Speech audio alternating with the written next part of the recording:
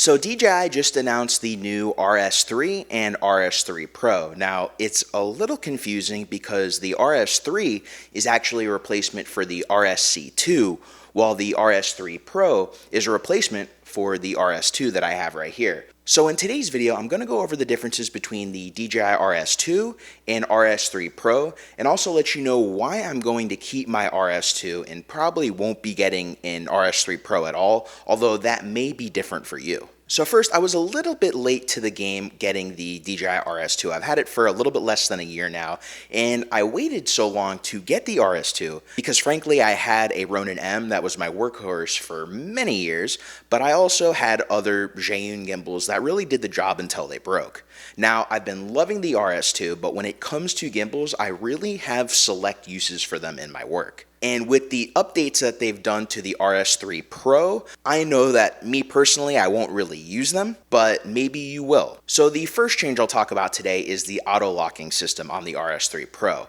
So on the RS2, they have locking tabs that you just lock the gimbal in the position when you're ready to lock it. However, on the RS3 Pro, when you turn the gimbal off, it will auto lock the gimbal itself so you don't have to do anything to lock it. Now, a lot of content creators are raving about it. I'm sure it's really helpful, but it's also more helpful when you get the gimbal for free when you never had to buy it. So for someone who has to go out and buy that gimbal, it's not necessarily worth it for me to buy it for the auto locking, but I'm sure that's a really great feature if you're on the go and you need to basically just be able to lock the gimbal up really quickly and move from location to location. Now, the second has to do with the size of the arms on the gimbal. Now, the payload on the RS3 Pro is the same payload as the DJI RS2. However, the biggest thing is you can put longer setups on the RS3 Pro. Users that may have experienced this issue on the RS2 are Komodo users. The longest setup I've been able to put on my RS2 is the Sigma 18-35 with Canon's VND adapter, the Komodo, and BP955 batteries. I've been able to use that setup without hitting the back motor. However, anything bigger than that setup, although it may technically fit within the weight limits, it will hit that back motor, which causes issues with usability. If you want to use bigger setups, you'd have to use counterweights, which then still add to the overall weight. Where on the RS3 Pro, they've made the arms a little bit bigger, so you can put slightly bigger setups without having to use counterweights, which may be a big deal for some of you.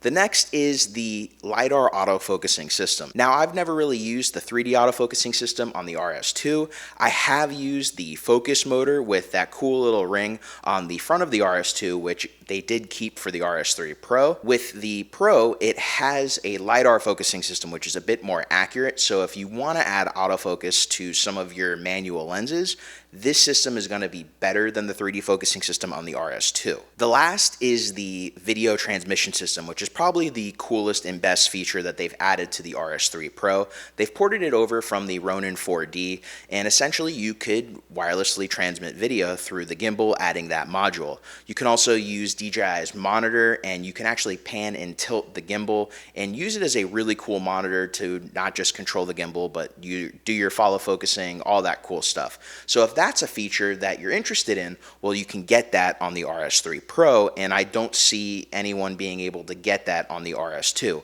Although you can add your own wireless video transmission system and just do it other ways without controlling the gimbal on the RS2. I personally use the Vaxis Atom 500 when I do need that ability. However, in the end, those are the differences between the RS2 and the RS3 Pro. The battery system is actually the same on both gimbals, which is great because that means a lot of third-party accessories that were made for the DJI RS2 will work on the RS3 Pro, which is amazing for anyone who owns a lot of these third-party accessories. It's great for the companies that have made them because that means they're not going to have to make a lot of newer accessories. I am excited to see where the RS3 Pro goes.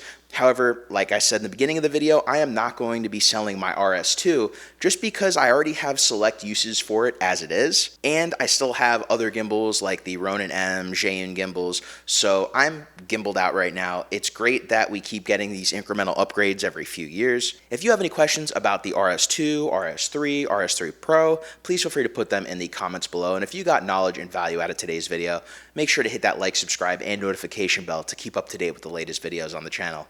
Until next time, my name's Geoff Fagien. Thank you for watching, everybody, and I will see you in the next video.